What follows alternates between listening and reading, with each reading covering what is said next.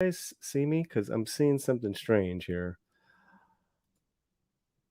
Let me know if you guys can see me because I'm not reading that I'm live, even though I hit the live. Let me double check, and I see that. Okay, there it is. All right, there's a nice delay. All right, give me a thumbs up, guys, if we are good to go in the chat. Let me know if we are good to go in the chat.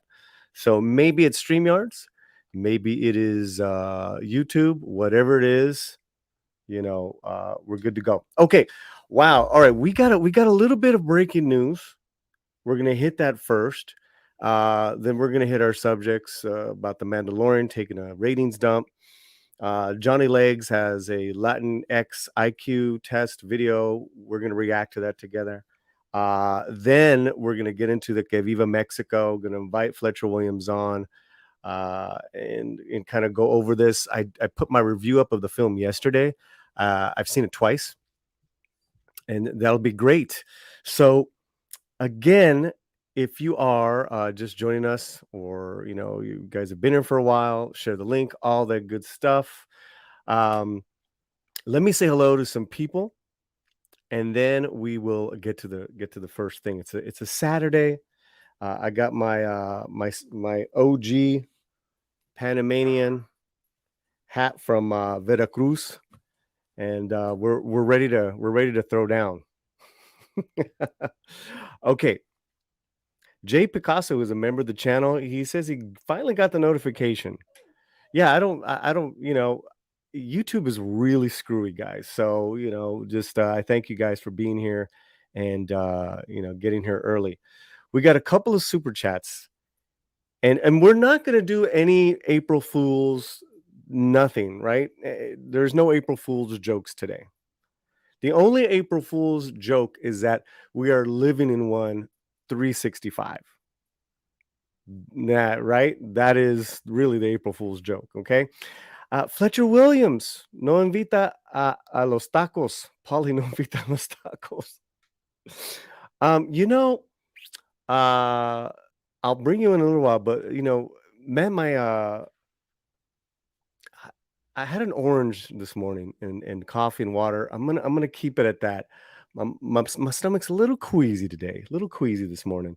The great Mexican Iron Man, Buddy Mike, for $10. He's a member of the channel. He's everything to this channel. I'm so loving this channel in 2023 more than ever. My standing ovation to you for this channel work over the last several years. Amazing work. Okay. I don't know what's wrong with Mike. Maybe it's because I shaved the mustache. And now he's finally back in a chat talking to us, because I think he's been boycotting the channel for several months now because of the bigoton that kind of grew out of normal there. So thank you guys, the early comers, as far as these amazing super chats. Every penny, every cent goes a long way. And we're gonna hit a thank you video, but before we do that, let's say hello to some friends. Let's say some being called out. Yeah, you being called out. He is a YouTuber. Monkey Jeebus, member of the channel. David Glenn. Fletcher Williams. Jay Picasso. You guys are here early. I love that. We got some other friends here. Daniel T. Channel Surface. Dawn of Mutilation. Miguel Farah. And yeah, wonderful. Okay, this video is for you guys as far as super chats and welcoming you to the Latino Sound. This is what they're doing in the Heights on the weekends.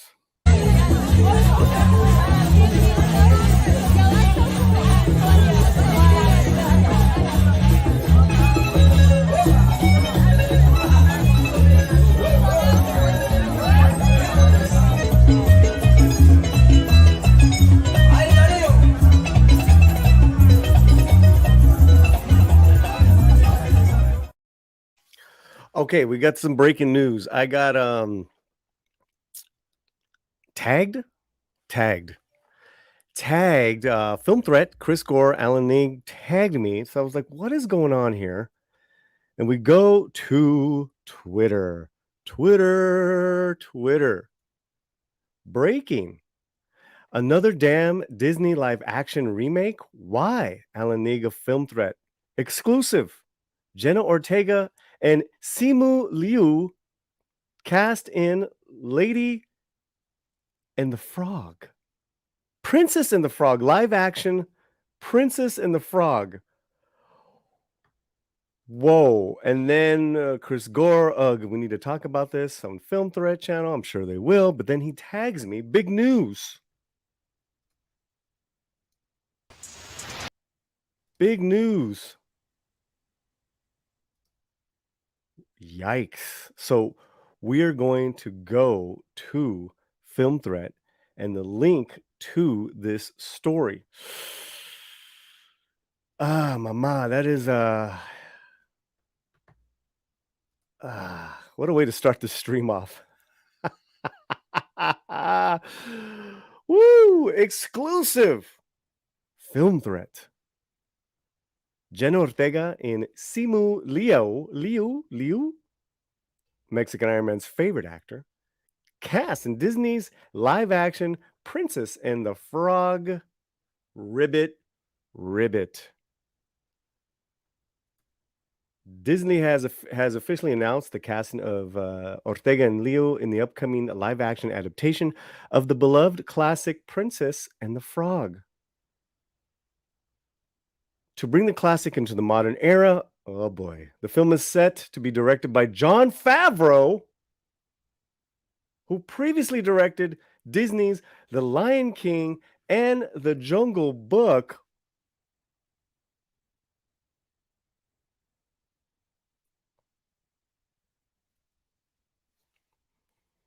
I need a sip. If I was not sober, I would say I need a hard drink. I need a drink. Oof. What are your thoughts, guys, in the chat? Sound off right now. I want to know. Let's get back to it.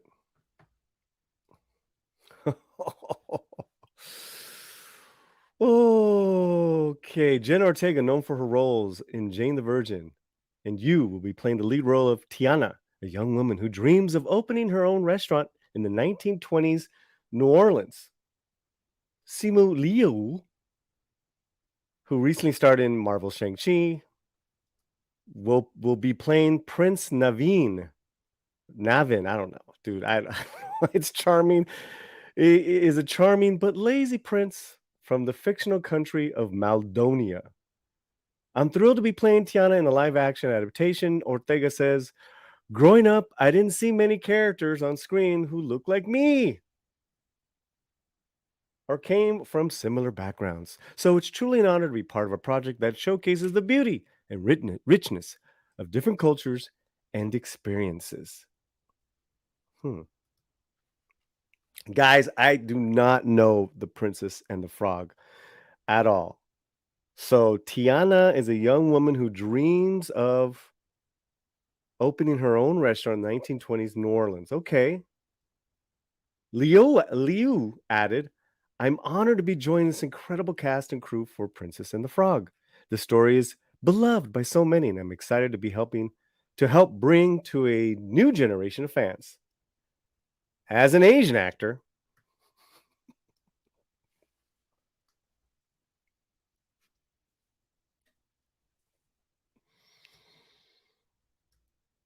I had no idea, Simu, that you were Asian.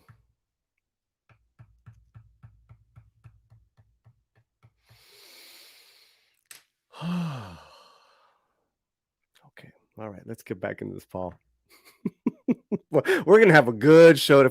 If we're starting this stream off with a banger as this, you know we're gonna be bringing it because I got some other stuff for y'all.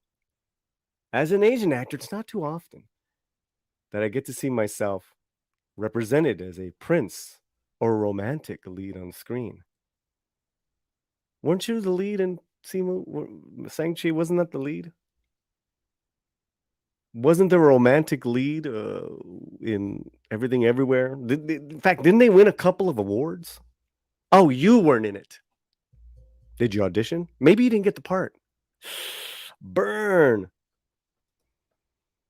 So being cast as Prince Naveen in The Princess and the Frog is a dream come true. I hope that this film will inspire young people of all backgrounds to see themselves as heroes and heroines in their own stories.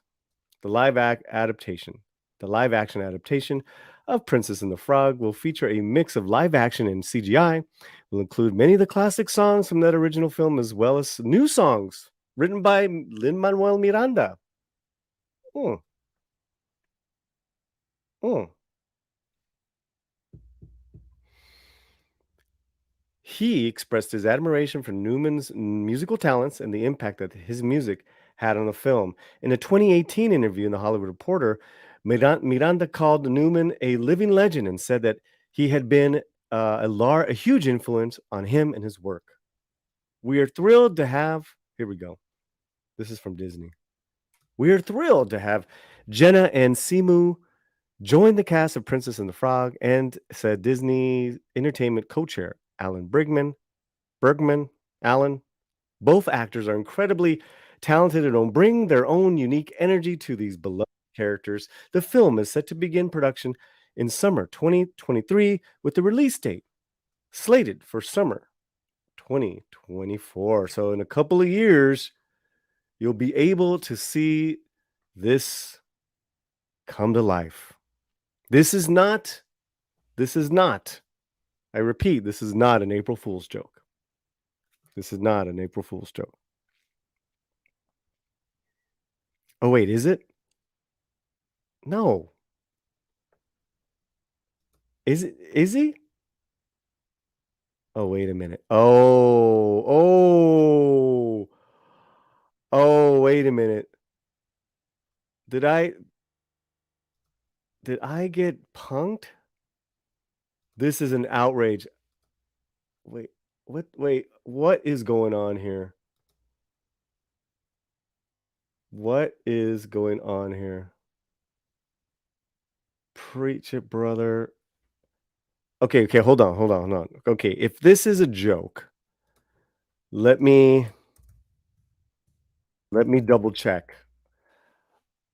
Let me double check. Looking up the news right now. Oh, you sons of bitches.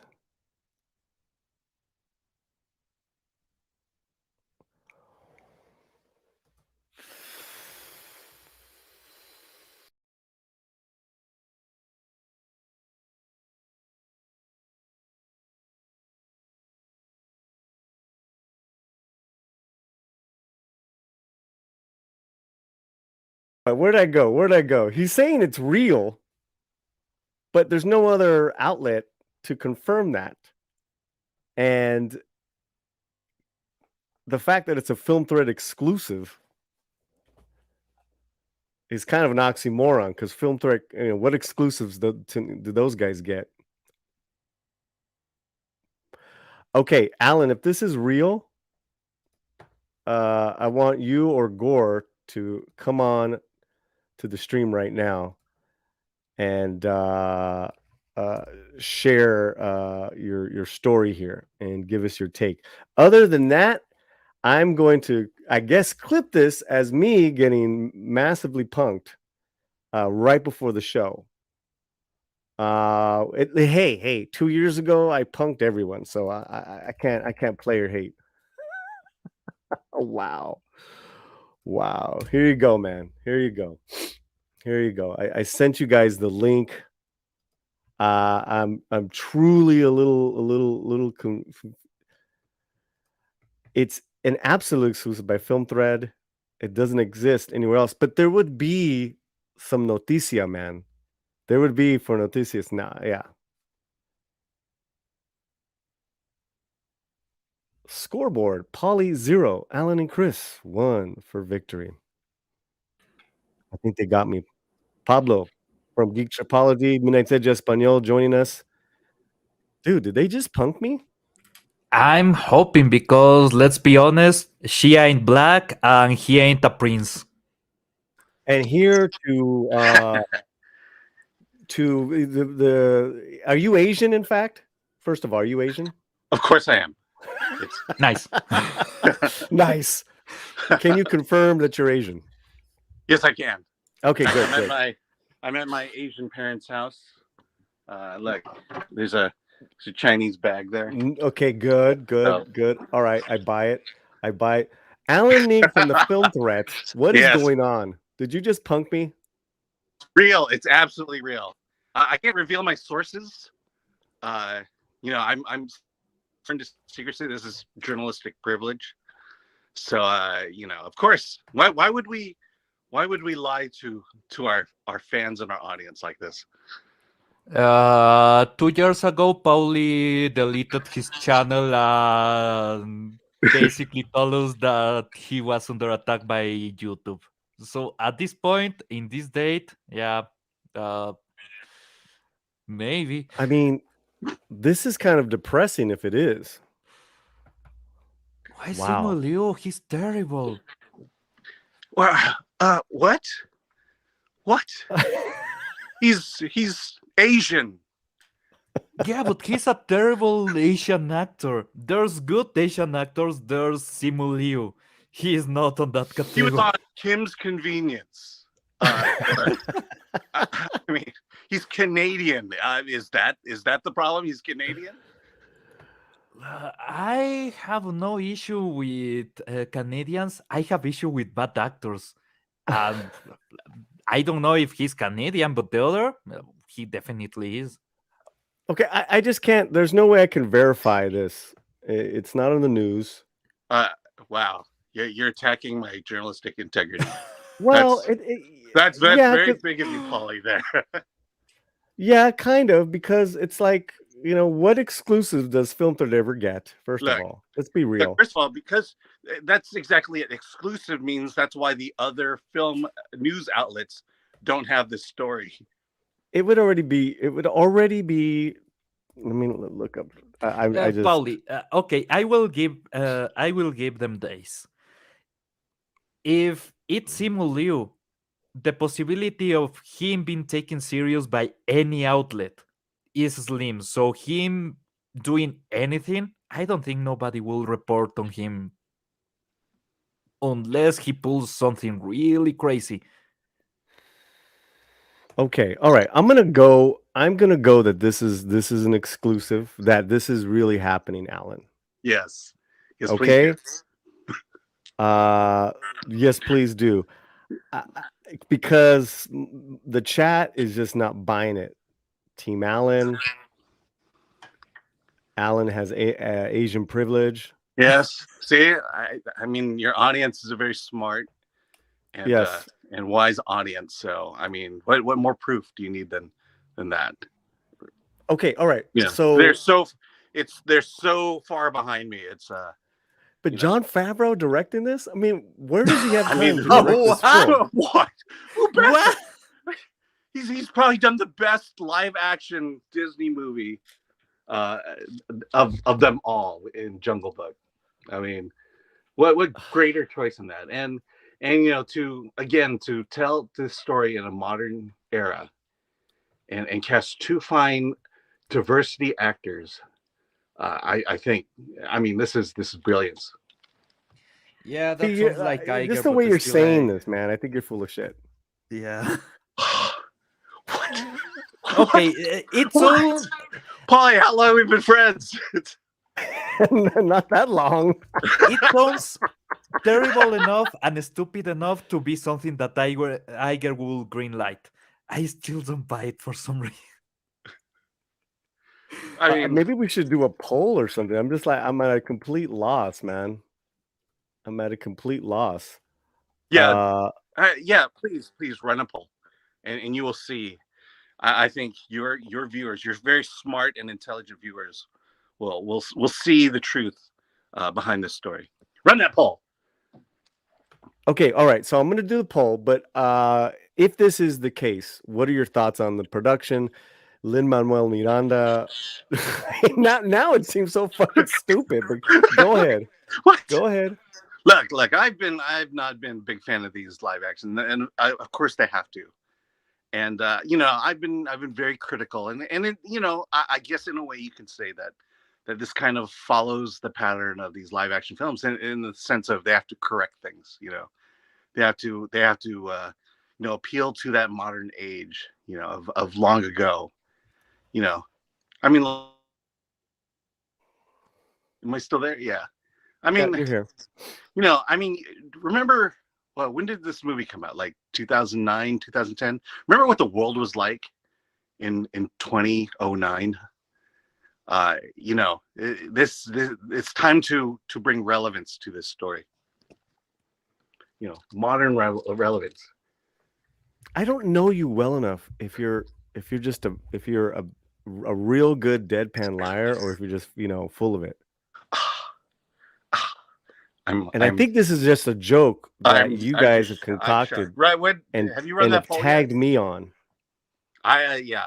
Well, I mean, look, I didn't tag you on the post. Chris did, so have you run that poll yet? Oh yeah, it's going right now. Oh yeah. I'm starting to believe it. 88% don't believe it's real. 12% believe it's real. It's only 8 votes. Come on, guys, vote. Yeah, come on. That's a lot of people in here. I think the magic number is always like 60. I mean, do you guys run exclusives at all? Why would you run this? Because we're a news outlet. We're a freaking news outlet. No, but like, okay, who dropped this news? Is it one of our film buddies? I can't reveal my sources. Because if I reveal my sources, then my sources will never give me stories like this ever again.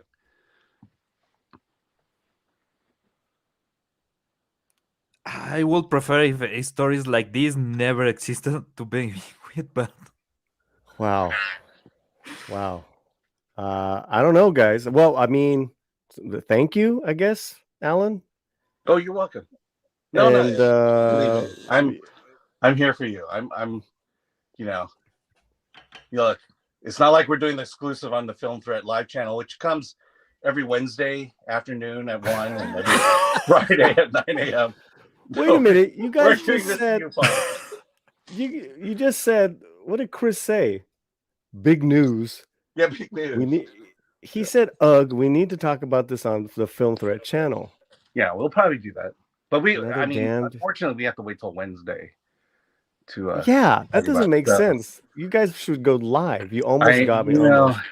Yeah, we have lives. Like I'm at my parents' house on a Saturday morning. Yeah, this is, guys. I don't think this is real. Oh, you're killing me. This is not even Alan Ning who's killing on me. here. You're killing me. Here. This is his cousin Josephus Ning. Wow. my cousin Chang. Because I said Josephus. Breaking news. Simu Liu out. Ki Huan Kwan in. No. Oh. What? Look. I think this. You look. I think that's throwing a joke. You're clowning me. I mean, that clearly. And where's Chris Gore? Chris Gore. Kiwei is in Loki season 2, so we're just throwing Asian names out there. I think. Just can't. I mean, don't you think? You don't think Jenna Ortega can do a good job as Princess Tiana?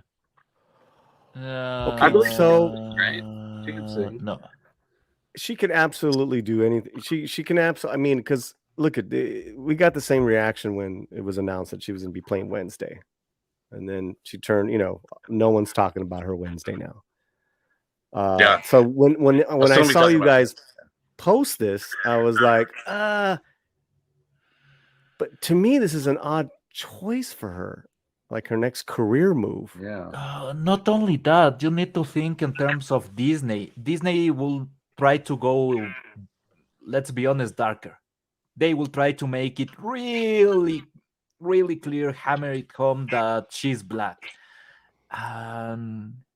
What's the old one? Was she was black or what? Yeah, she was black. It was Anika Nani Rose. I forgot who played Prince Naveen. Oh, this is Like, yeah, this is Oprah. total. Oprah played her mother.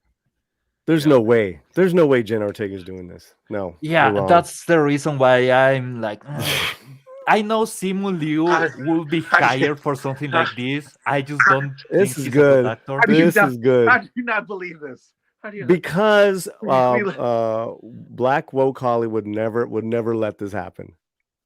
Yeah. Hell no. No, I think. Hell. I mean, look, we all need to be seen. It's I mean, look, how often? I mean, for one thing, I think the great thing about this is they finally put an Asian and a Latino in a movie together. I mean, you never see that. You absolutely never see that. You rarely see them. Like, look at Dungeons and Dragons. Not a single Asian, but Michelle Rodriguez is in it. I mean, this is forward thinking. I think from Disney's standpoint. Considering the US right now, I can see why they will avoid having a black person and an Asian person as main protagonists on the same movie, but this will be too much, man. I mean, Jon Favreau, then these actors, then Lin-Manuel Miranda. I mean, I know it's the blessing that diversity has brought us. it's completely unbelievable. That's what it is. Yes. That's complete bullshit. Right. But- Yeah. Alan, any closing words? I'm gonna let you go. I swear it's real. I swear it's real. My sources have never been wrong before. Cute. Okay, I do have to go though. But I'll keep listening. All right, we'll see you later. Thank you, Alan. You're Lee, welcome. Film Threat. What the hell's going on here, man? I don't know. I really don't think the casting, the choices on the casting are really weird because let's be honest, she's not dark enough for the role, and I know Disney will never give a black role to somebody that is not really black. They have been avoiding some hirings because of that, because of skin color. So Okay, let's go back to this. I Yeah. mean, these guys. I think this is a joke. Obviously, I think it's concocted not only by Chris Gore and Alan Ning, but by Mexican Iron Man. I think he's behind it. And because I gave everyone a heart attack a few years ago. yeah. And if you haven't been around the slant for a few years, a couple of years ago, I deactivated the account and I said the slant is done. YouTube has taken me, and it just really it took people for a ride. I took people for a ride. I like you went guys to just war did. with YouTube, man. I started tweeting to YouTube support, telling them to go to hell. Oh man. So yeah, another damn. So it started here with Alan 4 hours ago. Another damn Disney live action remake. Why? And then he has the story that we shared. Then Chris Gore, ugh, we need to talk about this on the Film Threat channel, but they're not live till like Wednesday. Hashtag Film Threat Livecast. Right? Then he tags me, big news. Son of a bitch. Son of a bitch. I think, you know what? That's my first thought. My second thought is that they were just trying to punk anyone who would take the bait. And I think I did. You know whose opinion we need? Huh. René's. Why? Because let's be honest, if this is real, the memes will be glorious. And René is the guy for the memes. Yeah. Okay, well, here we go. Look at this. I'm innocent. Mexican Iron Man is a victim. You are falsely accusing me like Andrew Tate and Trump. I'm calling my attorney. Breaking news. Goofy's name's new Disney CEO. Hey, he will do a better job. He'll do a better job. Get R&B in here. No, not today. Wow. Wow. Okay, well, listen. April Fools, right? Hmm. It happens to all of us. Okay, you're here. Midnight Edge Espanol. Let's throw a link in the chat. One of the mods to Midnight Edge Espanol as well. We do have some stuff to let's get to our next news item Okay. here, and we'll build up to the Que Viva Mexico um, shenanigans. This is not an April Fool's. The Mandalorian Nielsen ratings drop big, nearly 40%. Oh no, I cannot see why this will happen. But look at the monster there. It looks like Sigmund and the Sea Monsters. Remember those? It looks like I don't know. I really don't want to insult any character. Mm-hmm. Mm-hmm. I don't feel like trashing anybody. Swamp Thing, but Swamp Thing will be smarter. This character died like a complete idiot, so yeah, I saw the episode by the way. Not good. Really. Uh yeah, I did see the last episode. I didn't review it. I was just like I, I don't care viewing. And I Yeah, hate to say that. I like the episode before it. I don't know, man. I don't know. I don't know what's going on with these it's guys. becoming meaningless at this point. Let's read this Yeah. article. The Mandalorian ratings have seen a big drop, nearly 40% from the finale to the season 2 finale to the season 3 premiere. In December 2020, the week when season 2 finale of Mandalorian was released, December 14th to the 20th, the show secured the top spot Nielsen ratings weekly. 1.34 billion minutes viewed, which marks the first time a non-Netflix show took the top spot. And that was like the big thing for Disney Plus. Mhm. Over 2 years. That's over 2 years ago. Wow, has it been that long, dude? Yep. That's another huge problem. And I have a thought about that. What do you think about that? You think it being so far apart had any effect on it? No, not at all. When you come to Mm-hmm. Star Wars, you can have years of separation between products, and the fan base used to be so solid that Mm-hmm. it was absolutely not an issue. You can have 10 years of separation between Oh wait, hold on, major hold on, hold on, releases. Yep. dude. What is going on? Hey, What is going on? Chris was that Gore? news real? No, no, no. I know he's pulling one on me now. I know Disney is Disney. Chris Gore. This is all April Fools. Okay, all right. Good on you. Good on you, bro. All right, we're back. We're back. Go ahead. Okay, it's just that the fan base is no longer there. Even people that I know, they are quite woke. For example, I follow Linus Tech Tips, right? I follow Linus Sebastian, one of the bigger YouTubers on the platform. Uh-huh. And the guy is direct, even though he's really woke on some things. Star Wars is dead for him. And that's the feeling that I have been getting from a lot of old school fans. So the people that normally will instantly get activated and start watching the show are no longer connected to it. So you have casual fans, but casual fans are really difficult to maintain because, well, they can get distracted by anything. Literally, you can have a show that is in a complete other genre. They don't care. Mm-hmm. They just want to watch something. If it's Mandalorian, so be it. But there's better stuff right now. So why waste your time on Mandalorian? Also, the Baby Yoda moment of fame is gone. Let's be honest, that puppet is no longer relevant in the culture. Nobody is buying the merch.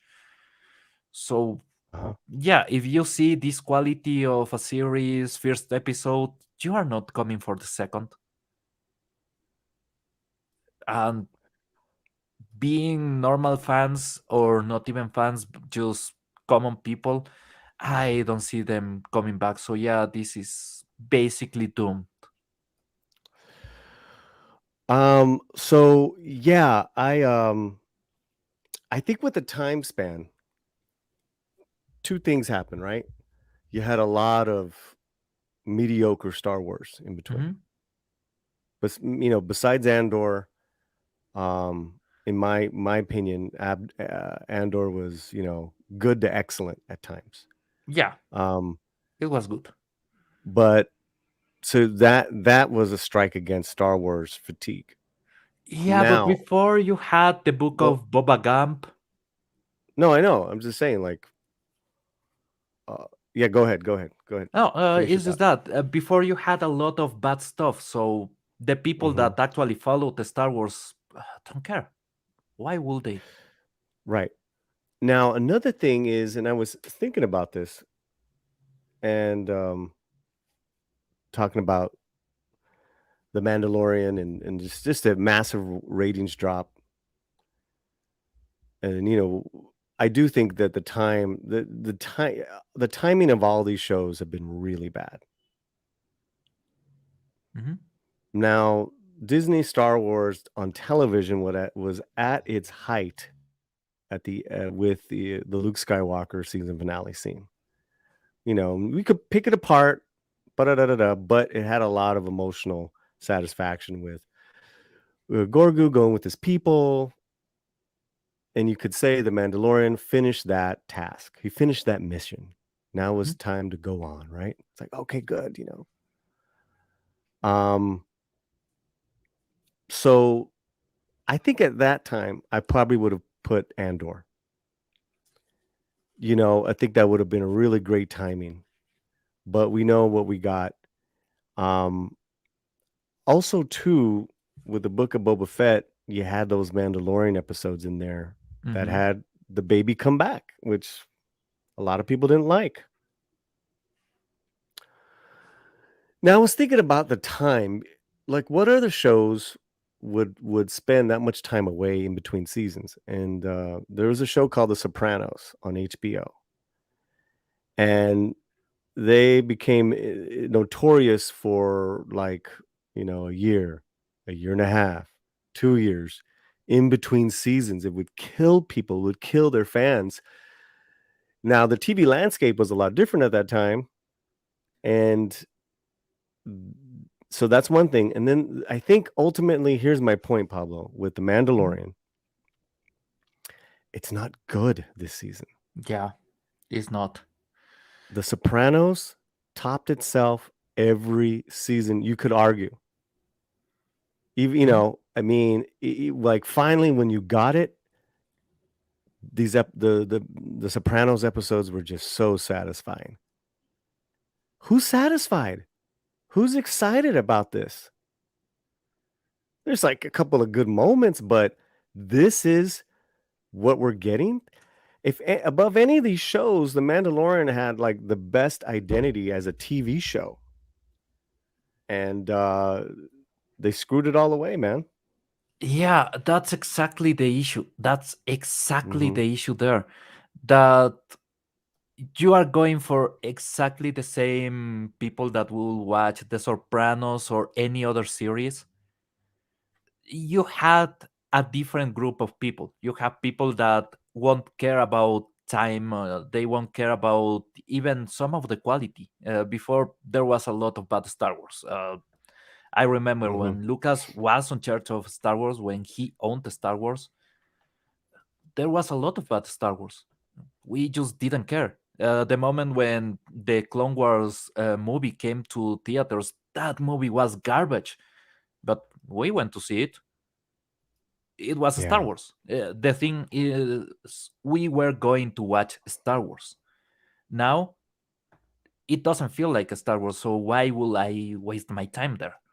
And the normies are not the kind of people that will spend $2,000 on a figure. So They are obviously not the kind of people that will wait 2 years or a year or a month for a series. They just move on.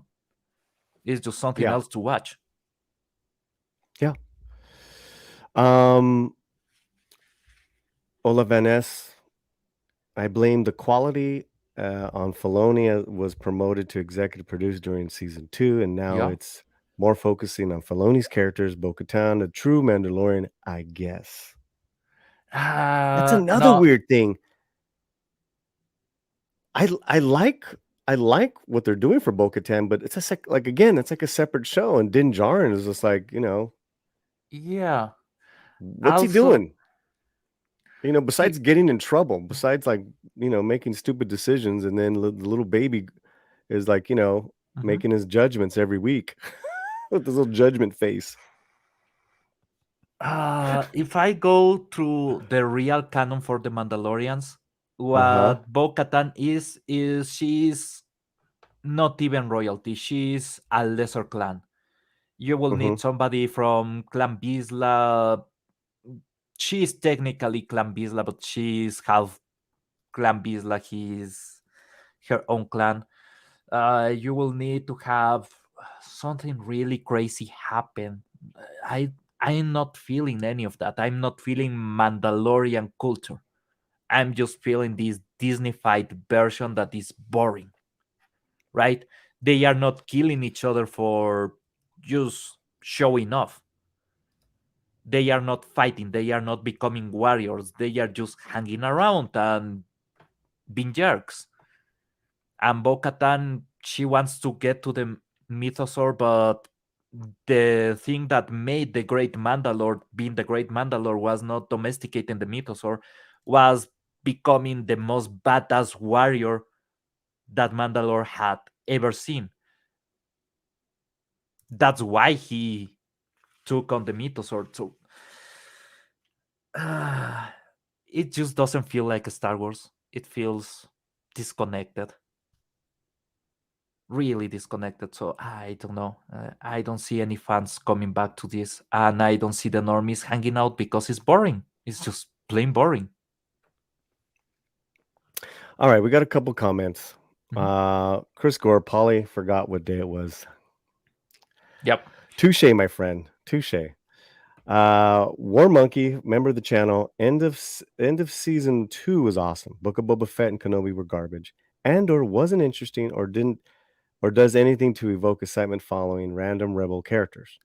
Star Wars is about heroes and villains. Andor is a good complementary material. That's the stuff. If you had something really cool on the movies or really cool on the other series, Andor is just a character driven analysis of somebody living on that place on that time, right? Is Well, somebody that is coming from being a low life into becoming part of the rebellion because, well, he's seen the world turning into the empire. He's seen every single planet that he goes become part of the darkness. So something will motivate you to fight back. And that's an analysis that is really cool if you had something to really sustain, because it's just complementary material. It's just like reading an extra comic, something like that. It's not the main story, but the main story right now sucks. We know that Luke Skywalker will die like a punk. He will become a completely useless man living in a planet because he wants to die. We know that even characters that right now should be important, like if you are talking about Andor, Leia. mm-hmm.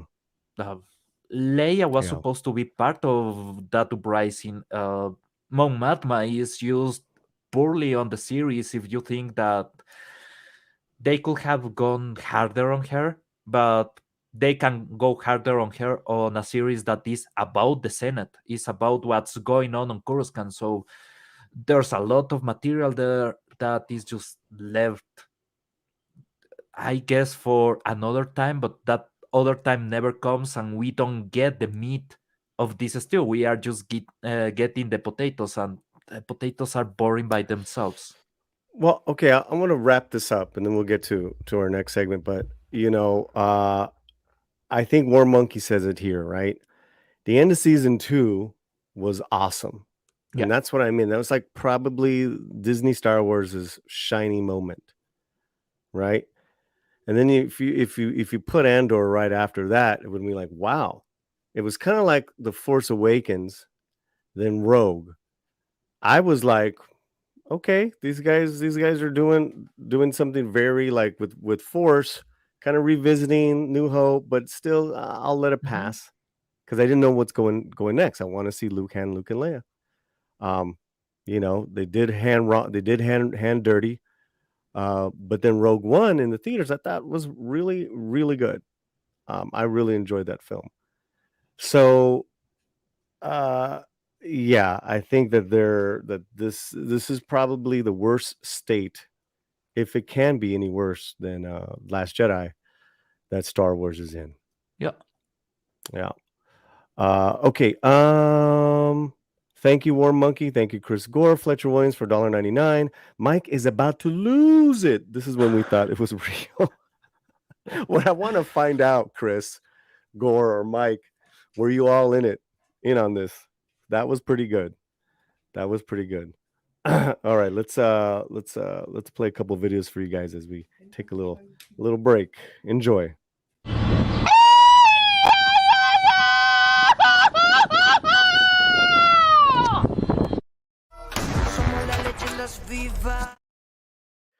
Arr.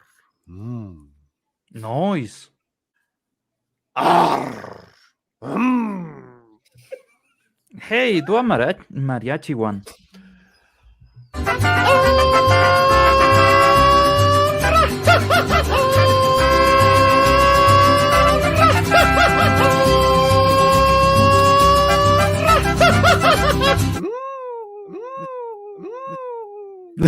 Oh my god. Remember that one, Pablo? Yep. Good to see people here in the chat. Friends, old and new, from Mexican Iron Man, Darskipio, Miguel Farah, Olaf Van Ness, to some new faces, Coop Schneider, welcome, Coop. Members David Glenn, War Monkey, Olaf Van Ness. We love it. Thank you guys so much. Okay, are you ready to take the LATINX IQ test, Pablo? I will fail, but go ahead. It seems our favorite legs is on he just did a week on the Daily Show. Now, I myself didn't see it. I saw a couple of clips, but because of the politics involved, it just didn't really interest me. And some of the guests involved, it was kind of like sort of the same, like us Latinos got to unite. It's like this is you're on the Daily Show. This is what you're giving us, and there is this this segment he did. Okay. Latinx test takes dark turn. The Daily Show. I haven't watched this. I know Mexican Iron Man went ballistic on it in Twitter a couple days ago. I thought this would be some good fodder. Here we go. The streets of New York City, and I'm doing a Latinx IQ. Can you hear it? Yep. Why can I not hear it? Hold on. Well, there you have it. And then these other video bits unpacking the term POC, people of color. I will not watch any of these segments. And that was supposed to be a comedic bit. Why? How? Why? Yeah. And Fletcher, I sent you the link, Fletcher Williams. That was sad, man. That was really sad. Terrible. You know, what's funny is that I thought it was gonna be like, Latinx to gringos, and then making them look dumb. You had a little bit of that, and then you had this kind of like morose bit. The comedy didn't work for me. Mhm. Comedy did not work for me. There was no comedy. That's the issue. Comedy is Yeah. normally derives from something that makes not no sense, but the brain can structure in a way that tries to fit it on reality. Mm-hmm. So when you get that moment of this doesn't work, you get laughter. Mm-hmm. It's just a reaction of the brain trying to understand reality, right?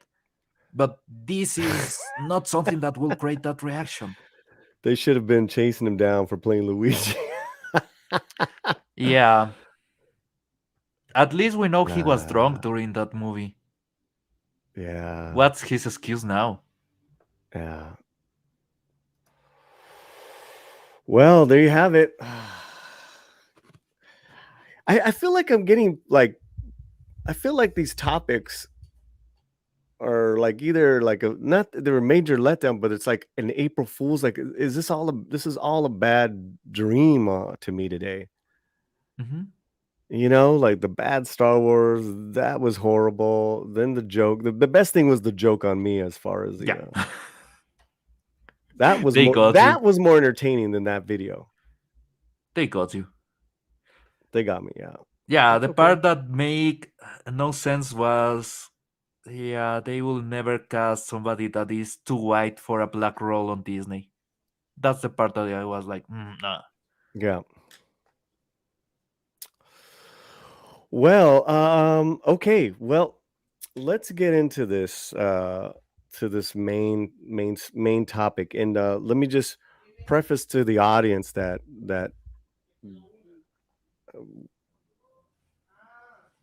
there's a filmmaker in Mhm. Mexico.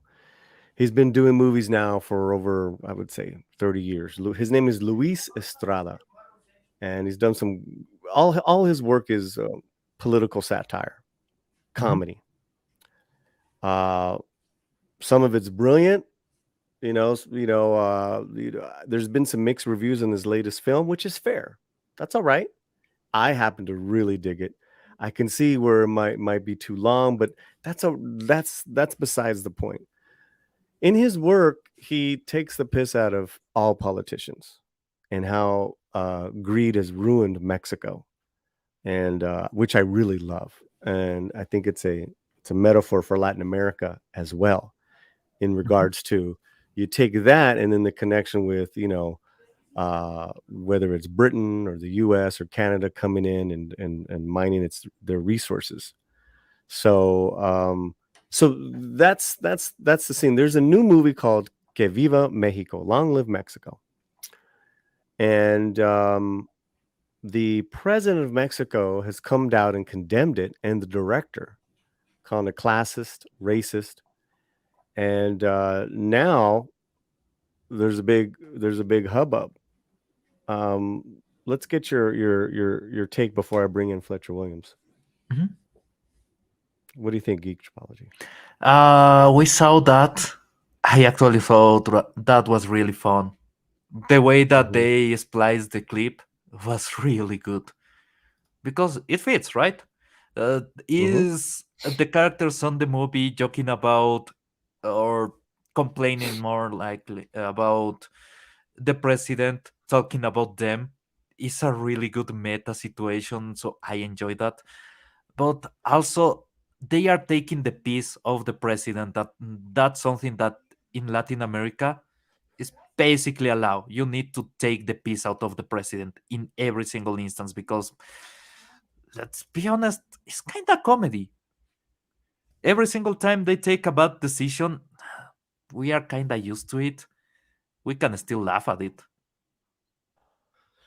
Have So you ever heard of a sitting president like trying to condemn a movie or a director? lot. A lot of presidents.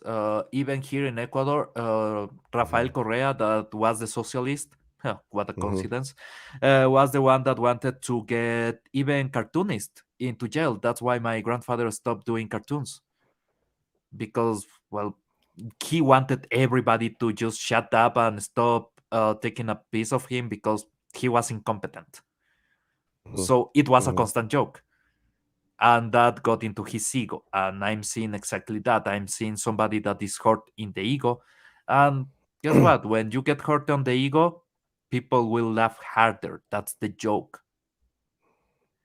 Wow. So, yeah.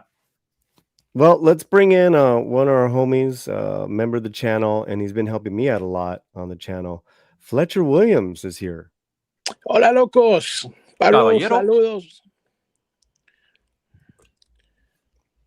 What's happening, brother? What's up, Polo? How So, what to do you- all the chat and Mhm. moment of silence for Paulie's bigote, please. What?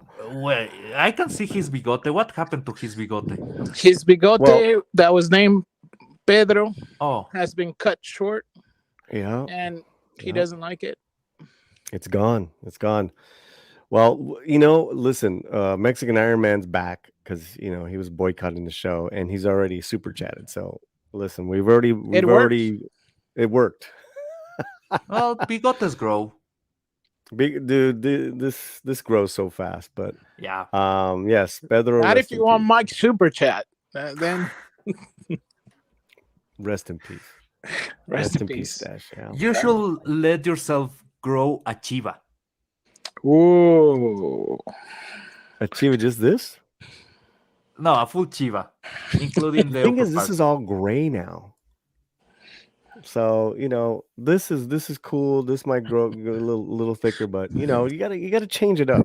Yeah, but You know, Paulie, I mean, you can get a new sponsor. pops- Salon my- Selectives. My Yeah. pops gave me a nice Latino haircut. Listen. That's it. Oh my God, crazy. Okay, so here's the story, guys. Right, that I got, and let me put it on pause there. Let me see. There should be no.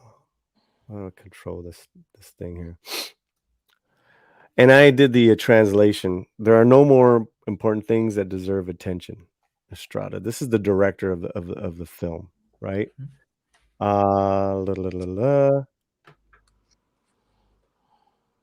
Let me see. How does this work? I'm wondering. Can you see it big enough? Does that look all right? Yeah. Yeah, we can read it. Okay. So let me see here.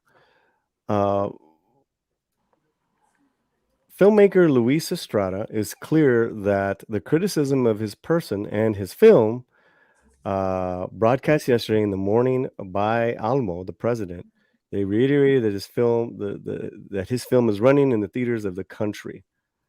Sorry for the bad translation, guys. However, he expressed his concern that the president will seek the media with his opinions, which he shows in the film that premiered March 23rd to more than 3,500 theaters in Mexico, polarizing and dividing the Mexicans. He really goes after the president in the film. I think it's brilliant. I think it's fucking brilliant because he basically says there's no difference between any of these administrations. They're all full of shit. It's a way to use this famous Chinese box that I talk so much about in The Perfect Dictatorship, his other film, because I think there are so many topics that are so relevant to the public life of the country, and that the president dedicates himself to making unfounded film criticism. The truth is that it's not to put it is not to put the current state of the country in its right dimension, Estrada said in a telephone chat. Guys, what do you think? Yeah, I mean, you got to give it to him because the man, Estrada is a very savvy user of any news medium. All his movies, even before him, like he would take some delegate, the president, and he would like slam them, and that would create like news for his new movie, right? Mm-hmm. So even what is it? Del Toro. I think it wasn't Del Toro. Pinocchio. Iñárritu? no, Oh, Guillermo del Toro. Yeah. Guillermo del Toro. They just, they did a thing because of the Mexican Grammys, being the Mexican Oscars being like halted for a while because they don't have that much money. And Right. Estrada did a luto. So basically, they did it all in black and white and pictures from the actual Que Viva Mexico, when they were still getting funding. Fighting with El Instituto Mexicano de Cinematografía and stuff like that over funding, and he did like a luto in front of the statue, in front of El Estudio Churubusco, which is basically the main Mexican cinema producer in El DF, which is big Mexico City, and he loves, like I said, taking a piss of everything. He's mastered social media. This was a gift to him. He says, in a more cynical response, because now I do think there can be no better publicity for the film than the president calling to sabotage it. Oh, yeah.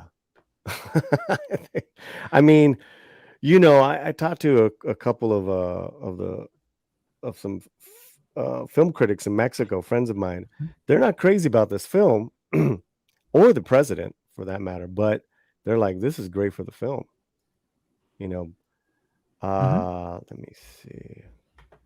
Let me read You more. can be sure about something. If the president tells you to do something, guess what? So yeah, the president says, don't watch this movie. That movie is making bank. Right. And Paulie, did you hear about, all the drama that they had over this movie?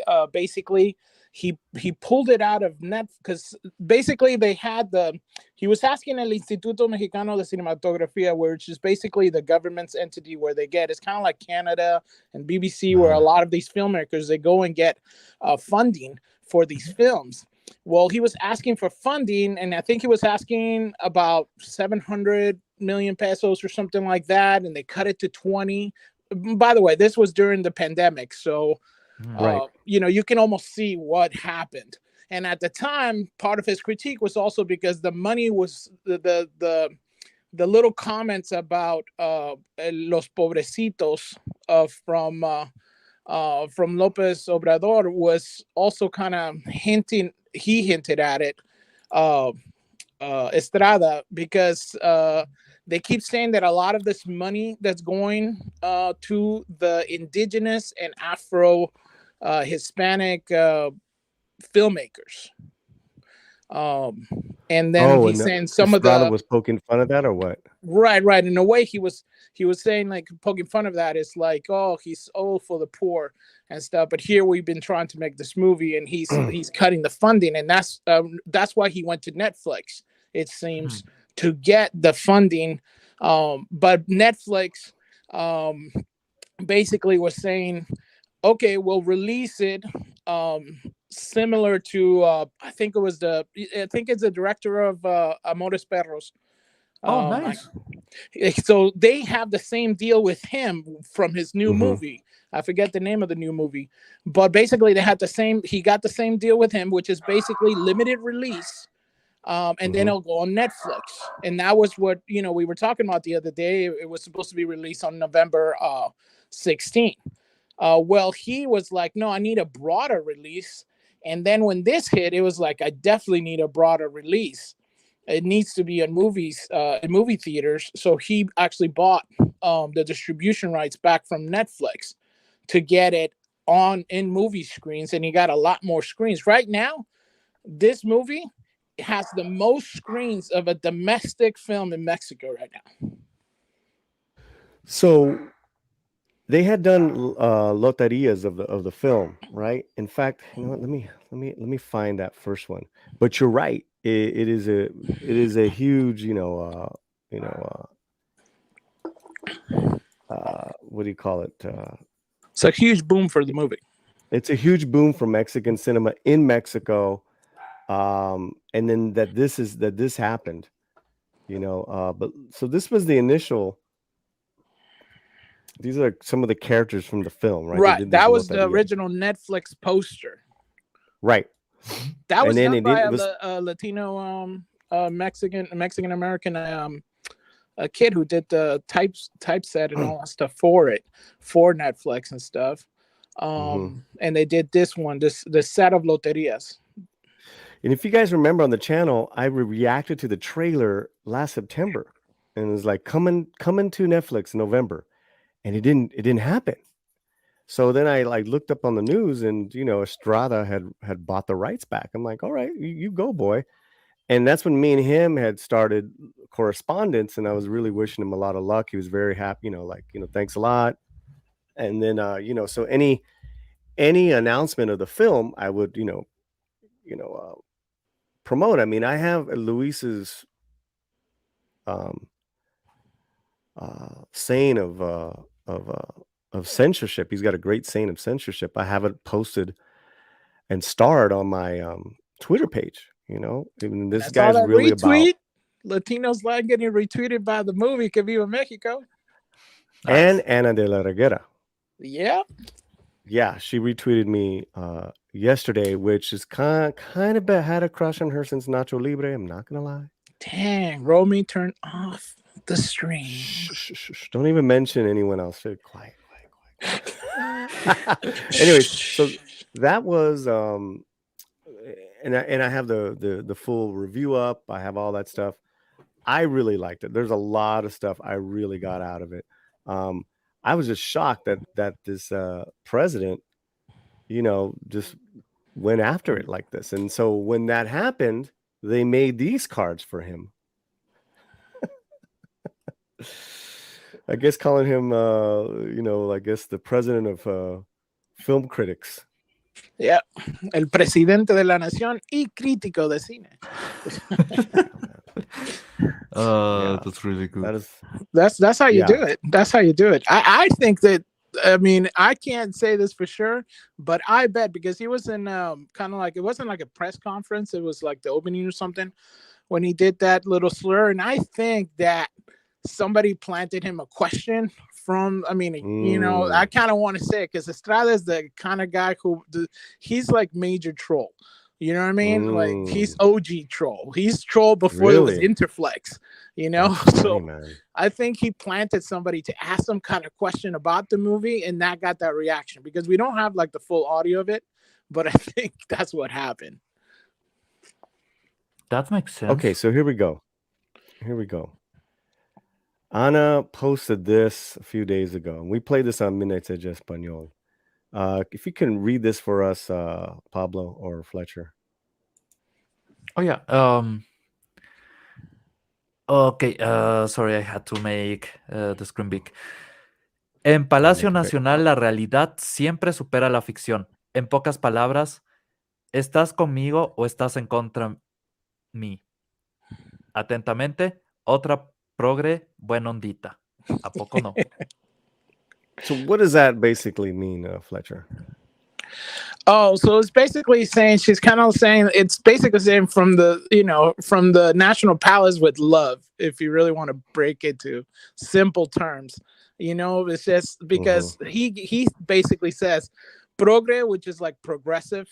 It's like a short for that. A buena ondita is basically saying like goodwill, but he's using it as a slur, I guess, So it's like she's taking the moniker, flipping it, and basically saying this is coming from the National House, which is, she's just taking a piss at him, because you're like, you got nothing better to do. The Mexico has the highest rate of female assaults. It has, crime wave like crazy.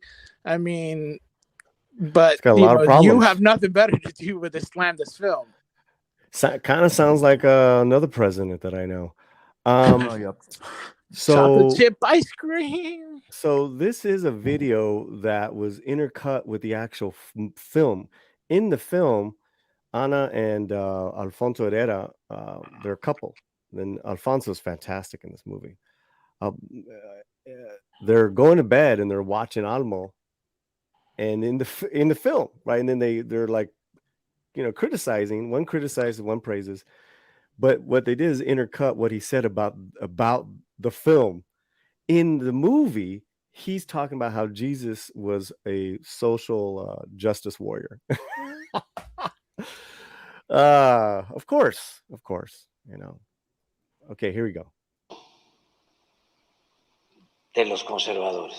Y quiero Ay, ya, también please, quítese, señor. aclarar. ¿Por qué, mi vida? Es que estoy harta que te tienes que encontrar hasta en la sopa. Y con ese tonito que tiene de Mesías Tropical y su maldita cantaleta de que el pueblo bueno y de que primero los pobres y hay que quitarle todo a los ricos para dárselo a sus inditos.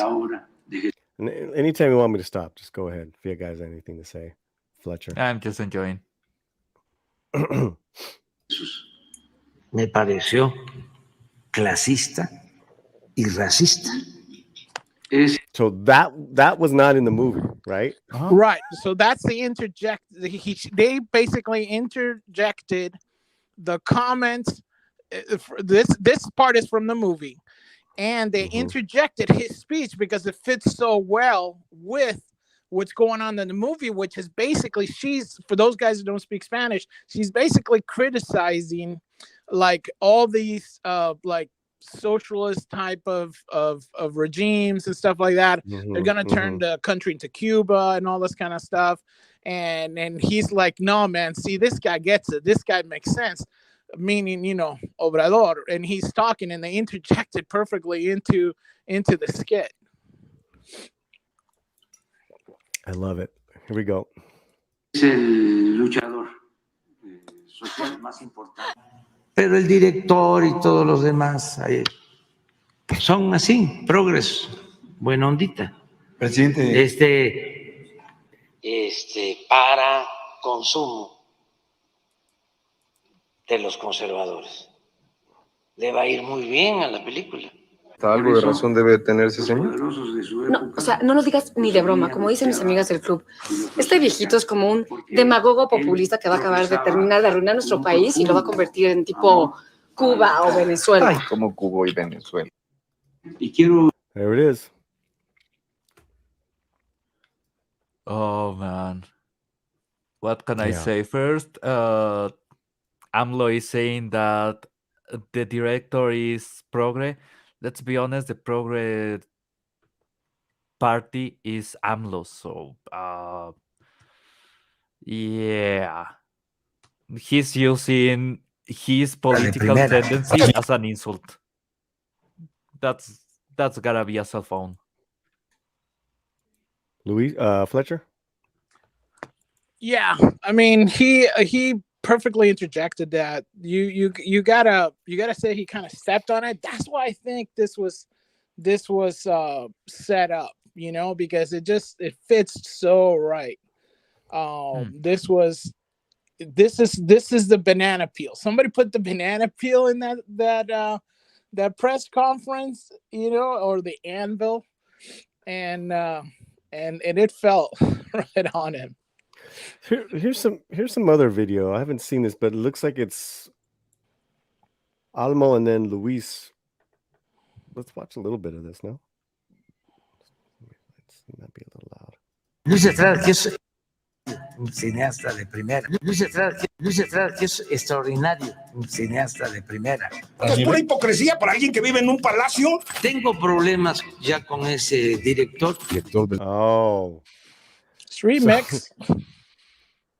Yeah, so you're seeing the president praise him just like last year and then jeer him, correct? Yeah, because I think on his last movie, he was taking the piss out of a different party's like governor on the thing. So that's kind of like the thing. Estrada finds, it's like on one, I think it was when he did El Infierno was a certain other, I think they were in power. So basically he tackles when it goes good for the goose is good for the gander type deal. So when he hits against somebody else, then he's a genius master director. When he hits against him, he's a progress churro. Wow. Yeah, because he called the film a churro, right? Yeah, yeah. La película Que Viva México. Nuestro presidente ha acabado con la corrupción y la impunidad. Una película, un churro contra nuestra. Que lo comparan literalmente con Satanás y con el chamuco. Para consumo de los conservadores. Este cambio de alguna manera ha sido también una desilusión. Pero el director y todos los demás, Estoy enojado con el presidente. progreso. Oh, that's Luis Cosio, the actor, saying he was upset too, huh?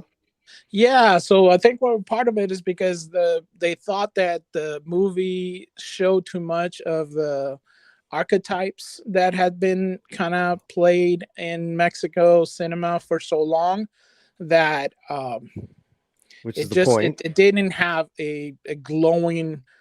You know, Mexico right now is going through some harsh times in the world media. So he thought that this was maybe not the best foot, realizing that it's dark satire. But at the same time, is this the best foot forward that you want to show about Mexican archetypes that, you know, have been abused before, you know? Well, there's something about archetypes normally are based on something that repeat itself so much that makes sense. That's Right? true. Right, Yeah. that's true. That is like an ominous figure, or you know, for generations. Mhm. You know that Right. Mexico's never been fucking free. Mhm. Fuck this guy. All right. Demás, Estoy enojado con el presidente. progreso. Buena ondita. Estos señores son unos corruptos, impunes asesinos. Eso es true. abominable. No me voy a dejar. Wow. That's great. Yeah. So, yeah, and this is all from Anna's her page. And guys, we're talking about the film Que Viva Mexico and all the kind of listen. This is a case. This is definitely a case, guys, of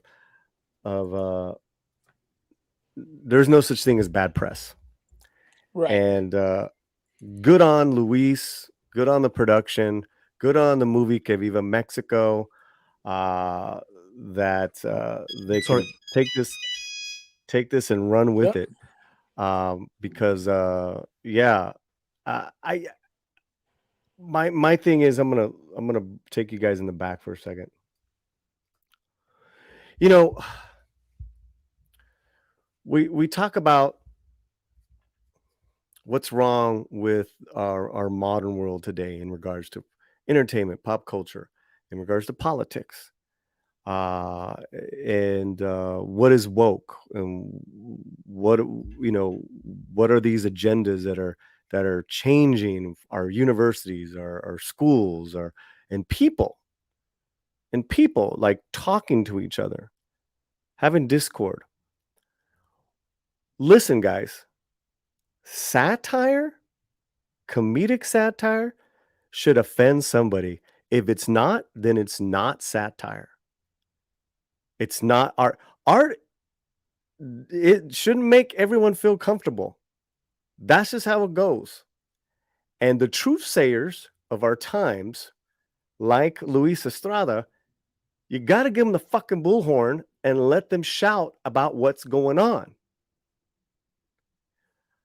Because when we cannot take the piss out of ourselves and point things out, then we really have lost our intellect. We have lost our sensibilities. We have lost our maturity. And I'm fucking tired of it, man.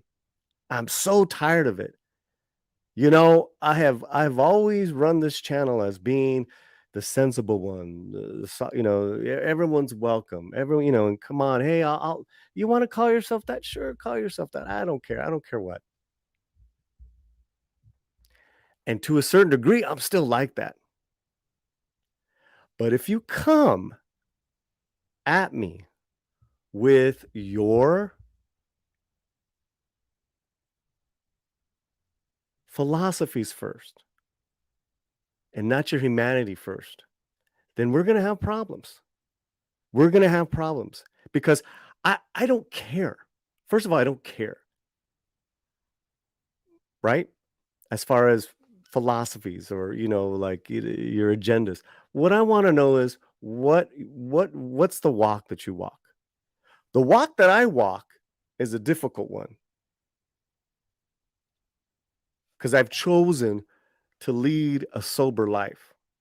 So I have my own daily problems. But I work at it. And I become a better person. And then I can connect with other humans on that level. Then I can be of service to my community. It's another thing we've lost. So many things we've lost in this modern era. And when a president, I don't care what country you're in, I don't give a shit what party, politics,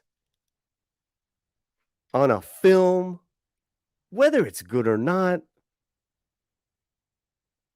a film that's so different in its storytelling as far as its political satire and its filmmaker. The next step, man, is complete censorship of anything that you don't agree with. And you best believe that's where this country, now going back to the United States, is headed towards. So, if you feel like I do, shout it out loud. Complain, ask, provoke, poke. I don't give a shit. Let your voice be heard. Let it be heard loud, because what that president is trying to pull, what any of these presidents have tried to pull, I'm tired of politicians. I don't give a fuck what party you're from. I want statesmen. I want leaders. And I want people to lead everyone. That's what we pay this free societies, man. Shit is uncomfortable. We get through it together. We will get through it together. And if you can't, and if a freaking movie offends the president of a country, where there's other offenses going on in the country, real people dying of real shit every day, pay attention to that. Because we don't get political here on this channel. I don't.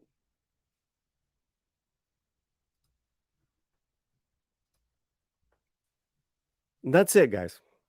That's it. That's what I've been wanting to talk about with this occurrence, with the movie, with the filmmaker, with these people that try to entertain us. And whether you like it or not, that's one thing.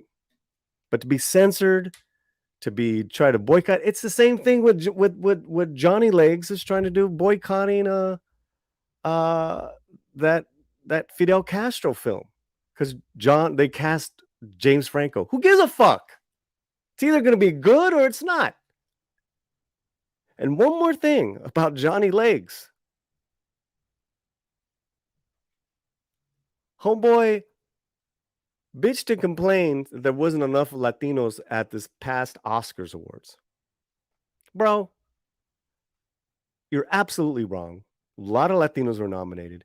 Some won. That's just how it works. Where were the flowers and the praise in your countless posts after posts of what victims we are, well, how shitted upon we are? Where are the posts in your Instagram where you praised every single Latino that was nominated? Female, male, young, old, in different categories, in front of the camera, behind the camera. We got nominated up and down that motherfucker. Where was your praise and post? Oh, that's right. You didn't do one. And I put a video up to show you who was nominated and who won. But you're talking about Latinos got to be together. We got to be together. We're stronger together. You don't even give praise to those people that got nominated and their hard work because you didn't get nominated. What is that? If it's all about you, John, if it's all about you, Presidente, then let it be. Let it be. I will be here. Whoever wants to listen, I'll be shouting out how I feel because I don't think that's right. And ultimately, it comes back to our humanity, right? How we practice our principles. Because practicing our principles is a daily thing, and it doesn't mean shit behind a tweet or behind an Instagram post. Practice your principles like Edward James Olmos, who funds and gets funding for film schools for underprivileged kids. Walk the walk. Walk the walk, presidente. And fund these films. I don't give a fuck what color they are. They're Mexicanos. And then let it be. Let it be. Let the people decide. At the end of the day, it's always about entertainment. Look at these things that we talked about. Mandalorian. No one gives a shit about the Mandalorian anymore because it's not good. People are, that's just it. They're going to find entertainment somewhere else. John Wick. People are going crazy. And yes, it's got a diverse cast, beautiful, but it's got martial artists that we all love. You got to walk the walk, guys. That and that is it. It can't be a complete hypocrite. We're human. We fail. I fail. Some of you guys know I fail a lot. But I look at my own shit. I take responsibility and I amend the behavior and I move the fuck on.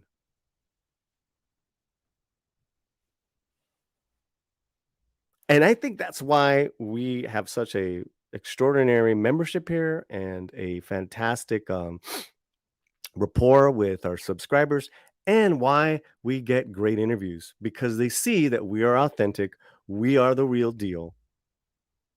And I'm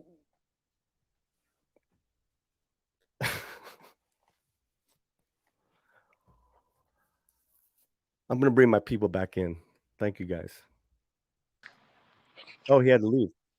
Yeah. Pablo had to go. Don't forget, Paulie got, I think, a super chat and also yeah, I starred some people. Bigote. Yeah. Screw censorship. Absolutely. What's up, Just Another Red Shirt? Just Another Red Shirt has been with me in this channel since almost day one. That's my dude. Right. And that's progress, not perfection. That is a 12-step talk. I 12-step every day. I thought that was the equalizer. 12-step. I mean, progress, not perfection has been in the AA book for like 100 years. David Glenn, support your local filmmaker. Absolutely. Now show the bikinis. Ooh, yes. I love bikinis. Love bikinis. Hi, man. What's up, man? Saludos. TZ Burton.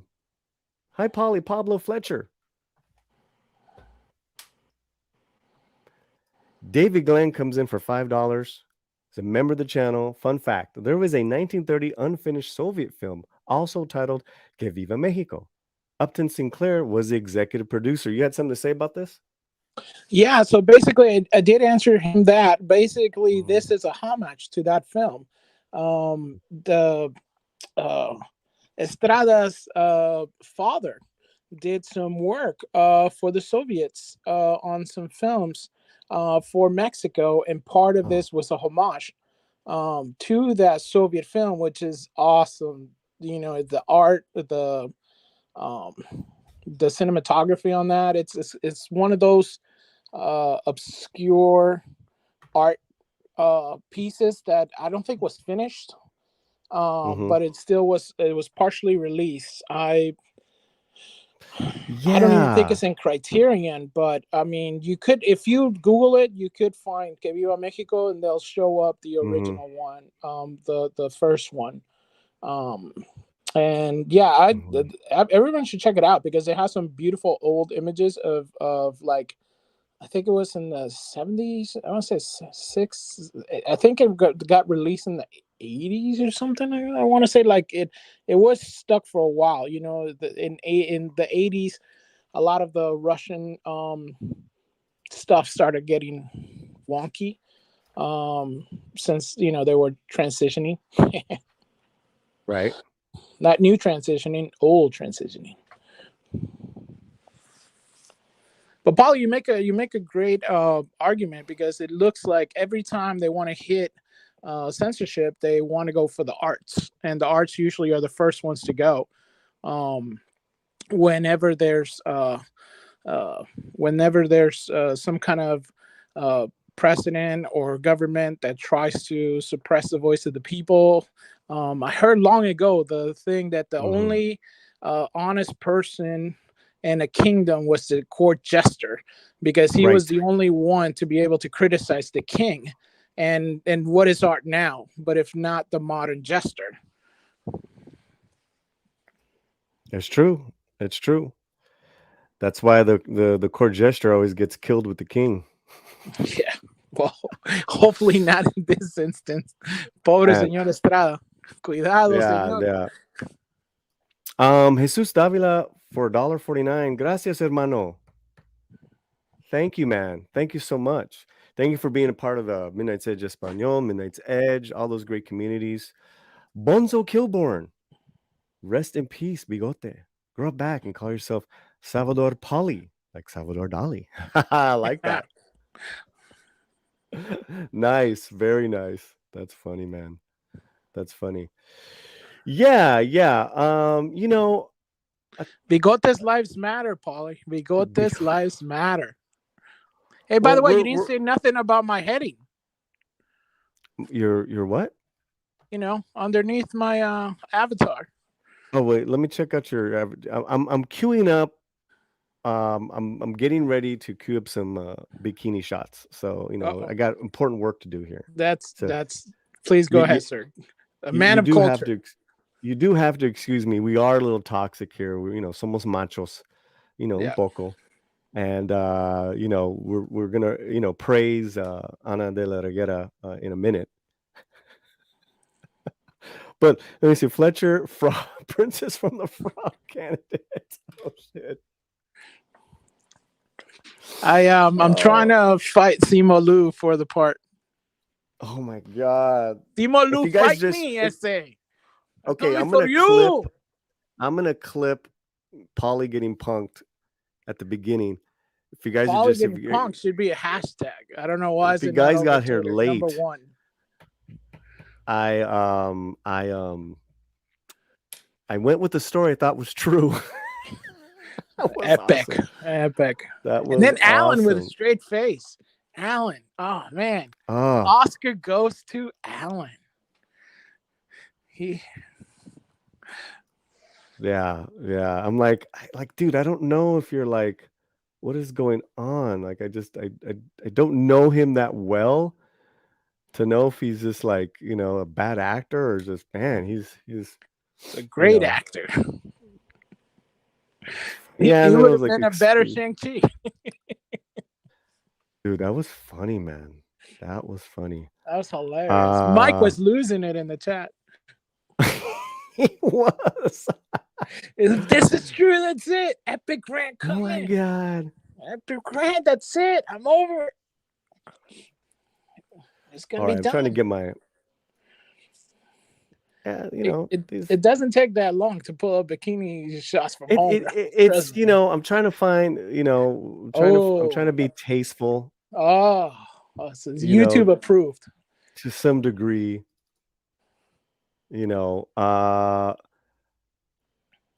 Ana de la Reguera, she was in Nacho Libre.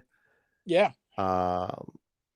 She was in the Forever Purge last year, a couple years ago, with Tenoch Huerta, the lead lady, the wife. She was great in that. Masculinity approved. We're now going to get toxic macho here. Isn't she taller than Tenoch? I don't know. I have such a bad taste now in my mouth. Don't say nothing. I don't want to start. Don't get me started, bro. Persona. We're here with Fletcher Williams. Fletcher's been helping me out a lot with a lot of fun images, fun videos. Toxic Macho Minute. That sounds good.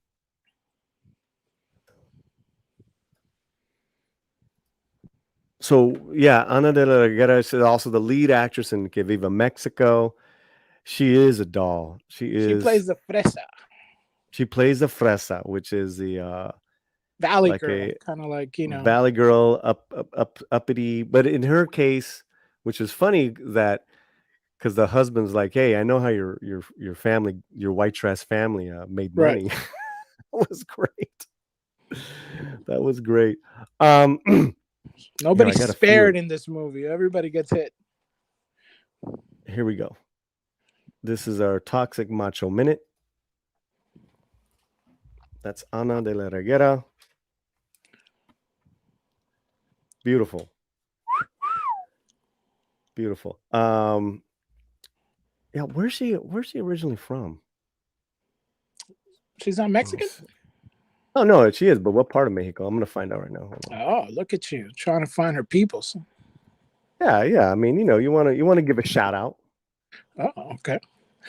Paulie now doing like Cuernavaca Mexican in the house. Matamoros. No, she's from Veracruz. Veracruzana. Well, no wonder, because There you go. everybody in She's Veracruz has a 5'3". swimmer's body.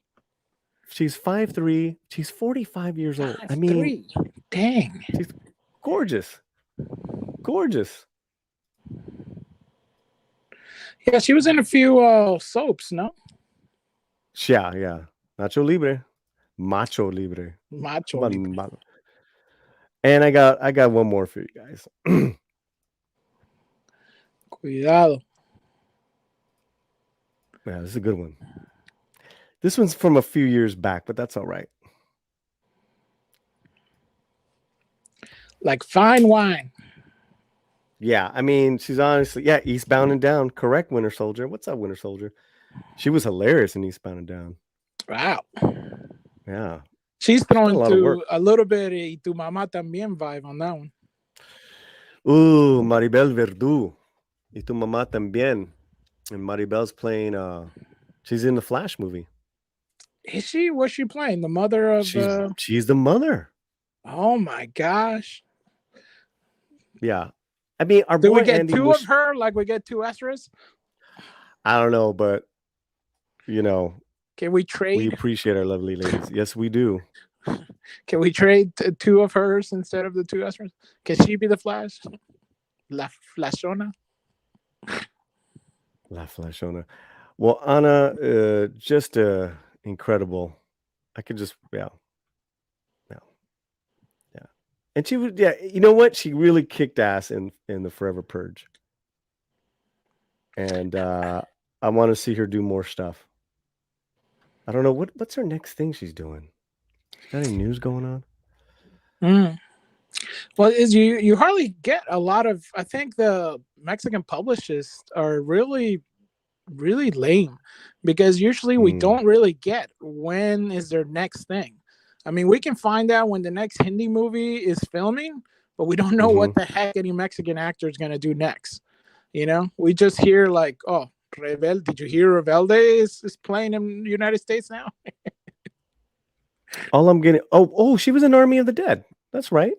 Oh yeah, she was. She's got some big roles, man. Army of the Dead, man. That thing, man. I mean, I think that deserves another photo, don't you? Well, here we go. Just saying. Just saying. Our audience wants it. This is in praise. Right now, it's the Toxic Macho Minute in praise of Ana de la Reguera. Let me see. Here you go. There you go. If you're macho and you're toxic, clap your hands. There you go. Nice backlighting. Very nice. Very lovely. Very lovely. How about Andrea Garcia? Who's that? Andrea Garcia. We had Andrea. I mean, right now it's all about Anna, but check out on. Oh yeah, she's pretty. Very pretty. Very pretty. Oh, okay, we got getting some claps here. Next segment. Well, maybe we'll make it official. What do you guys think? The Toxic Macho Minute.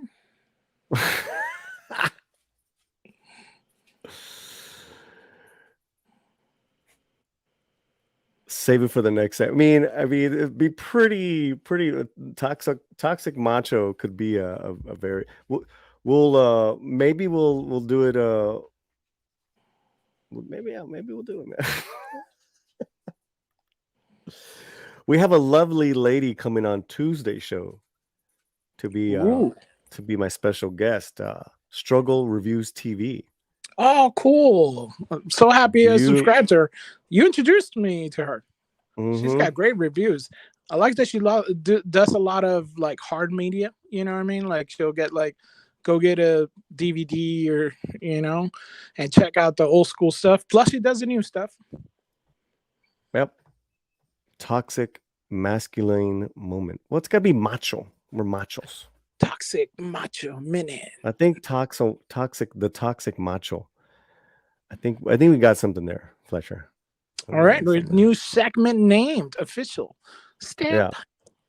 So we're gonna wrap it up. Let people know about your channel. And let me find the link. What do you got new on your channel? Basically, I play video games. I suck at playing video games, but I feel like if people watch me suck at playing video games, they will feel better about their playing in video games. But yeah, I got that. Then I got my other channel, Indignant Desert Birds, where I do like I did, like I think one review, like I did my non-spoiler of John Wick. I'm still working on the John Wick main one because that was epic. And I'm gonna put that review in the chat right now. What? We'll share it right now. Go on, keep talking. So yeah, so basically, if anybody wants to hang out and chat, I haven't done any live stream. I was talking to a Retro Nerd Girl about maybe doing something about some retro stuff that I think we both like. Then maybe doing some stuff with maybe you or somebody else and stuff like that, and talking to other YouTubers and just hanging out, kind of just in the background lurking most channels. Yeah, let's so just so you guys don't, so it'll be this Tuesday afternoon. We'll be live. Let me bring up Struggles. Struggle's been doing great. I think she's just got like a 18,000? big, yeah. She just got a big up. She was promoting. And she's very creative. She does. Have you seen those? She does like little TikTok type of videos and stuff. They're hilarious. I haven't seen those. Yeah, like you got my she'll money. be with us. Oh, really? Yeah. She'll be with us this Tuesday. Struggle Reviews, my girl. And then I guess I'm going to be on her channel. She's finally going to do some live stuff. Oh, cool. But she'll be hanging out with us. We're going to talk about a new TV show called Swarm we saw, and then some other stuff. Whatever topics of the day. Cool. And when are you going to have Estrada on the slant? Oh, man. I was working on that, I got it. The thing is I don't know if he knows any English to where he can, feel comfortable. Oh, you can always do that. Don't they have like a thing? I want to say there's like an app that he can like put on his phone, so when he shows up, when he's talking, the words come up. Yeah, we can. The thing is, I want to make sure he's comfortable. Maybe I can just give him the questions in English. Yeah, he's amazing. So that's this Tuesday, Struggle Reviews TV, and I'll create the link and all that good stuff. Cool. That sounds awesome. It's gonna be a good Tuesday. Well, everyone have a great weekend. I'll post some videos. Yeah. What are you doing this weekend? Probably hanging out with the wife, making sure I'm not dead. And after this, I'm gonna have so much fun shopping. Yeah, because I got a honey-do list. Hey, what are you watching next? You watch Raid 2, Raid. I saw The Protector with my boy Tony Protectors. Jaa. Protectors is great. Ambach Bach was the 3. it. You watch on Bach 3? Oh man, that tree scene was cool. I'm trying to, I gotta see where I left off because then I started watching some trashy TV show. Yeah, don't do With that. Kiefer Sutherland. I love Kiefer. Oh, Kiefer's cool. Kiefer's an OG. He's down. Yeah, he's OG. So I got to get back on the Lost list. Boys or anything? What do I got here? Let me see. I got the other night when I wrote these down. I still have them. Hold on. Okay, So, I did the Raid 1 where's and your 2. review of La Cabeza de Joaquín Murrieta?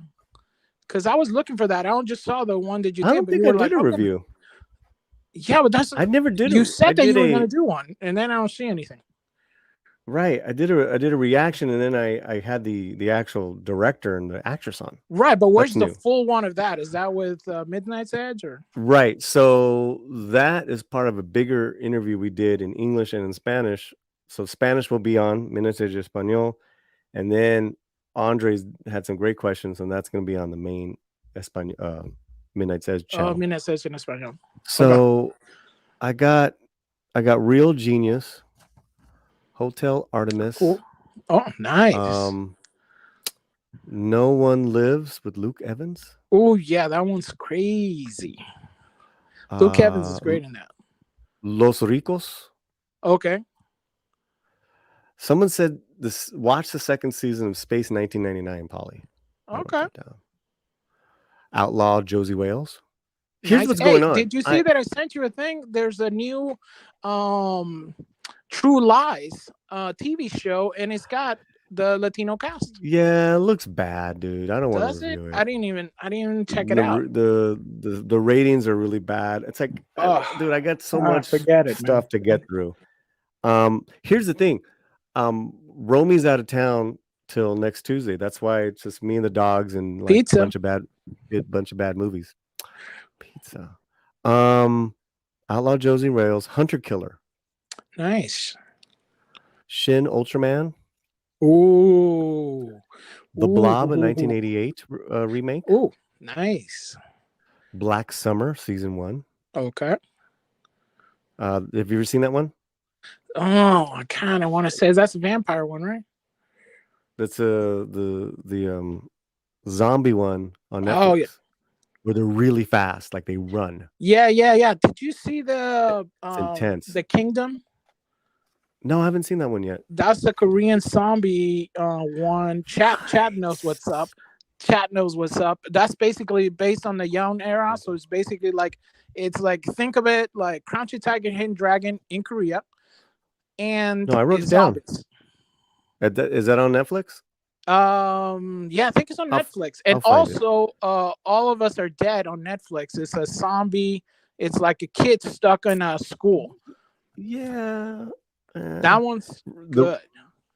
The Raid 1 and 2, which I saw. Yeah. Old School, Jason and the Argonauts. Yep. And Super Lopez. Was that you who recommended Super Lopez? That wasn't me. That was not so I'll be watching those. I don't know if I'm gonna review them. The thing is, I just want to, you want to binge, chill with my brain. I have other things to do as well. You know what's up. All of Us Are Dead. Great. Oh, was it great? All of Us Are Dead. I'm telling you, All of Us Are Dead is nice. It's basically, I don't know, you don't watch anime, but High School of the Dead was like a big anime. It's like a lot of fan service. Anybody who watches anime will probably know it. But this is All of Us Is Dead is basically like the live action. It's just some kids stuck in a high school and they have to survive the zombie apocalypse. But it's brutal. It's brutal. Ralph, you're welcome. It's like The Walking Dead. Summarized. I should read the comic first, the Super Lopez comic, or All of Us Are Dead. No. No, I know, but I don't know what Miguel's talking about. So Miguel, which one are you talking about? But yeah, there's tons of stuff to watch. Maybe Miguel's talking about High School of the Dead comic. Nope, like the manga. He's not. Super Lopez. Super Lopez. There you go. Isn't that the guy from the Mexican It's the Lopez comic. I'm looking it up. I thought he was the guy. He did los hinches or Created in something. 73. Los peluches, la Wow. familia peluches. That's what it is. It's like a number. It's been on forever. Okay. Oh, you know what? I have the 1989 first set series of El Diablo. Nice. So that is going to be the next comic I read. And then besides my own stuff, I'm just so behind, bro. Yeah, how's I'm your so behind. the book going and stuff? When's that coming out? Well, it's ready. It's just I want to raise like $1,000 myself. Is it so on I can, like Kickstarter or something or Indiegogo? No, I don't want to do that. Oh, I don't want to do that. I just want it ready for you guys to purchase. And for members, I'll give you a discount code. Oh, cool. And you can, it's a novella, guys. It's a novella I wrote, and I'm very excited about it. So I'm thinking I'll have that release party Cinco de Mayo. Awesome. So Mexican Independence Day. Yeah, Chicano Independence Day. Chicano Independence Day. It's actually Cinco de Mayo is Corona Independence Day. Oh God. But yeah, what I want to do is, and I looked it up through a couple of printing on demand. There's one that I found that I like and got recommended. The level that I want to work with them on, I need to put down like $1,000 and you get there's a whole bunch of things that you get. Right. So you're doing like a short print. There'll be a very short print. And then you as a viewer, as the consumer can either buy the book ready to print or the ebook. Cool. And us Latinos get first dibs. Yeah, we're gonna do, and then what we're gonna do is we will have a couple of my actor friends. We'll do a live reading of some of it. Oh, that's gonna be cool. Like so it'll be a part of the table book sort of thing. Yeah, it'll be part of the book party. But no, man, I've been sitting on that for too long. I got so much written. Well, now you got time, watch a movie and then to work on the book. Hey, maybe you should do kind of like a contest to do like cover art or something. Or like that's already done. Art. Oh, yeah? James Esparza did it. Oh, James Esparza already did the art. Nice. Well, maybe how about some Loteria cards for the book release? Or stickers. Stickers. Everybody loves stickers. Everybody loves stickers. I have. This is the book cover. Hold on. Oh, awesome, Alan Van Ness. Yeah, that Jay's doing great on his thing, man. He's well, Jay's Jay, man, it's great. Well, you just gotta get a onesie, Paulie. You gotta get it's Latino bear. Rawr. No, I don't. Latino. That's a cover though. Oh, cool! Wow, nice. It's so colorful. And James worked really hard, did a lot of research, and it's got all the elements of the story in there. Cool. And that's nice. Yeah, and that character is not Charleston, but a very key character. And so we don't want to give and we have a lot of artwork that's going to go into the book. It's already done. The layout's done, copywriting done. I'm right now even re-going over the copy work. Nice. Penny, take care, Penny. Adios. Thank you. Hasta luego. Yeah, it's good artwork, and there's some really, really. And look at, I think this thing is only like 22 pages, so it's gonna be like, it's like a fast read. It's gonna be a very inexpensive, which I want. I want everyone to get it. Yeah, it's gonna be like pulp, right? Yeah, cereal. Yeah. All right, my dude. All right. People in the chat, that was fantastic. Is this a first parter in a series? Yeah, it is a first parter. In this particular series, there's going to be at least 3, but it's part of a huge world. I've been working on scripts, books, same universe for like over 20 years, longer than that. So it's really strange because this is actually the most recent one. It just got done quick. Wow. But there's so you're doing George Lucas style. I don't know what I'm doing, man. You know, episode 4. Yeah, there was like a so a character that's mentioned a lot in this story has his own book, has his own trilogy of books. Cool. And he's everyone's kind of elder in this book. You're not messing around. You're Tolkien. Yeah, well, you're creating your own language here. Yeah. I've been working on this since like again the last 25 years. And dude, why don't we have a video about this? Because it's not just about me. It's just, and that's not why I do the Latino slant. But it's when it's ready, we'll little by little, the Forever Now series, correct. Cool. Forever Now is the universe I've created that's been created. And I changed it because a few years ago it used to be called what was that stupid ass movie? Oh, you gotta be specific on now. The Eternals. Oh, the greatest movie that saved lives, Paulie. The greatest movie ever that saved lives. Yeah. It used to be called the Eternal Now series, and I'm like, fuck this. Forever Now. That's better. Because I mess. It is a better title. It is a better title. I mess around with time jumps, with time, and all that stuff, dates and all that stuff. It's very strange. Nice. It was a triumph. Oh man, Olaf. It was something, bro. It saved lives, Olin. It saved lives. Lives were saved. How many lives are you gonna save, Paulie? All right. I'll start with my own, and then there you go. Work from there. Make sure the lady, my dogs, and my parents are good. And then, there you go. That's all we can ask for. But it was awesome hanging out with you in the chat today. Thanks so much. Holler out, everybody. Thank you. All right, everyone. Let